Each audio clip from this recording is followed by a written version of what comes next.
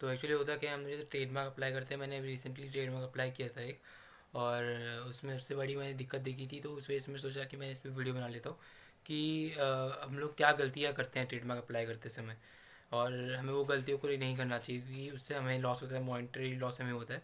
तो इस वजह से मेरे को लगता है कि ये गलतियाँ हमें नहीं करनी चाहिए while applying for the trademark for the first time. तो अगर हम लोग खुद अप्लाई कर रहे हैं तो ये काफ़ी बहुत इंपॉर्टेंट चीज़ है, क्योंकि हम लोग हो सकता है कि ये गलती जो मैंने की थी, हो सकता है वही गलती आप लोग भी करें। तो इस गलती को नहीं करना है, इस वजह से मैं आपको इस गलती के रिगार्डिंग बताने वाला हूँ। तो सबसे पहले हम लोग बात करते हैं कि ट्रेडमार्क अप्लाई कैसे करना है। ट्रेडमार्क अप्लाई करने के लिए सबसे पहले आपको जो है कोई भी एक नेम जो आपको लगता है कि यूनिक है और सबसे अलग है, उस नेम को आपको जाके सबसे पहले ट्रेडमार्क आईपी इंडिया की जो वेबसाइट है ट्रेडमार्क की रजिस्ट्रेशन की, उसका मैं लिंक आपको डिस्क्रिप्शन में प्रोवाइड कर दूंगा। उस वेबसाइट पे जैसे आप जाके सर्च कर सकते हैं कि कोई पब्लिक सर्च जैसे होता है नेम का, तो उस पर्टिकुलर नेम को सर्च करना है आपको कि वो ट्रेडमार्क का जो नेम है वो एक्चुअली किसी और ने ले लिया है या नहीं लिया है।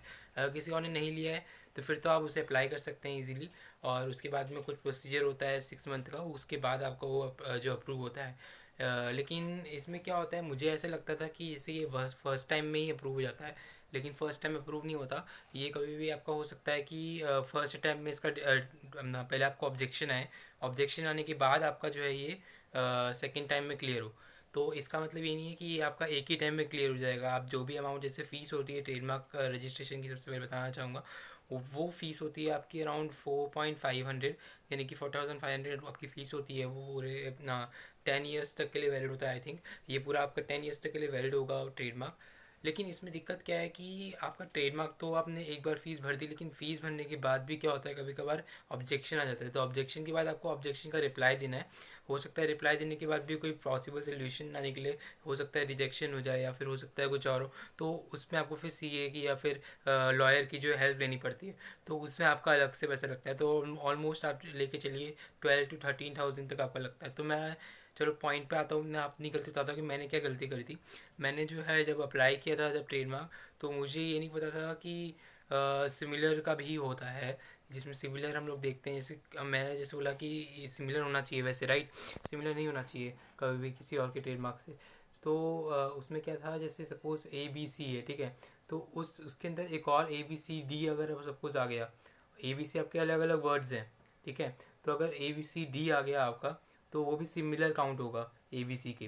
तो उसमें इस वजह से जो है आपका ट्रेडमार्क का जो है रिजेक्शन जाता है। जैसे दो लॉज, दो बेसिकली होते हैं सेक्शंस जिनके थ्रू आपका ऑब्जेक्शन आता है, सेक्शन 9 और सेक्शन 11।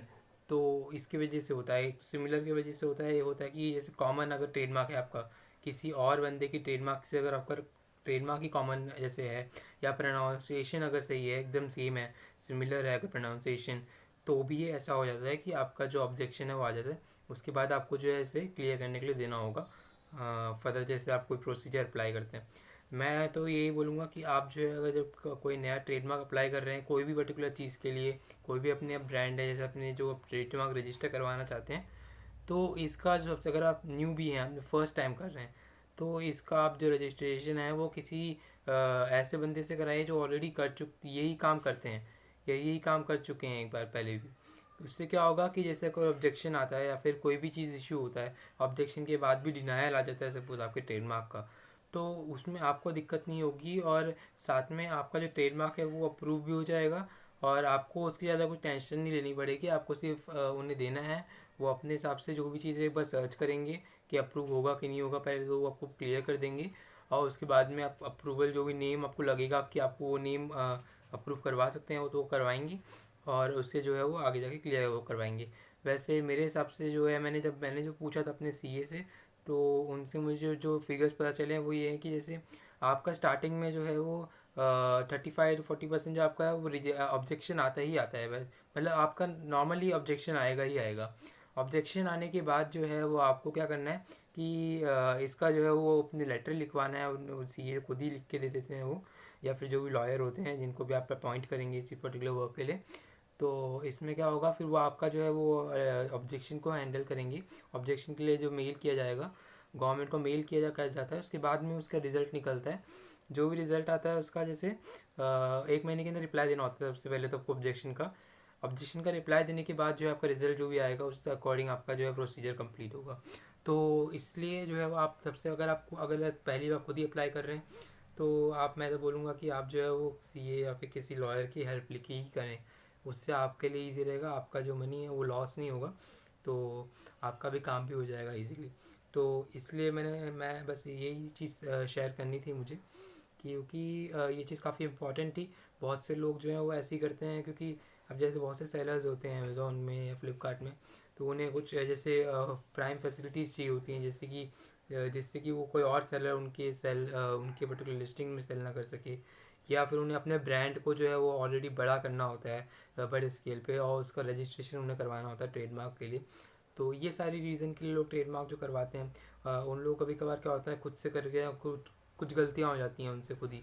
हो सकता है उन्होंने खुद का नाम गलत डाल दिया हो उसमें ट्रेडमार्क फॉर्म में, या फिर कुछ और छोटी मोटी गलतियाँ वो सब हो जाती हैं, तो जिस वजह से दिक्कत होती है। तो इससे अच्छा तो है आप एक बार पहले जो है किसी पर्टिकुलर कंसल्टिंग सर्विस की हेल्प लें, ताकि आपका जो काम है वो इजीली हो जाए और आपको कुछ मॉनेटरी लॉस ना फेस करना पड़े। तो आई थिंक आपको ये वीडियो अच्छी लगी होगी। अगर अच्छी लगी है तो लाइक और सब्सक्राइब करना मत भूलना, और इसी तरीके की वीडियो इस चैनल पे आती रहेंगी। Thank you.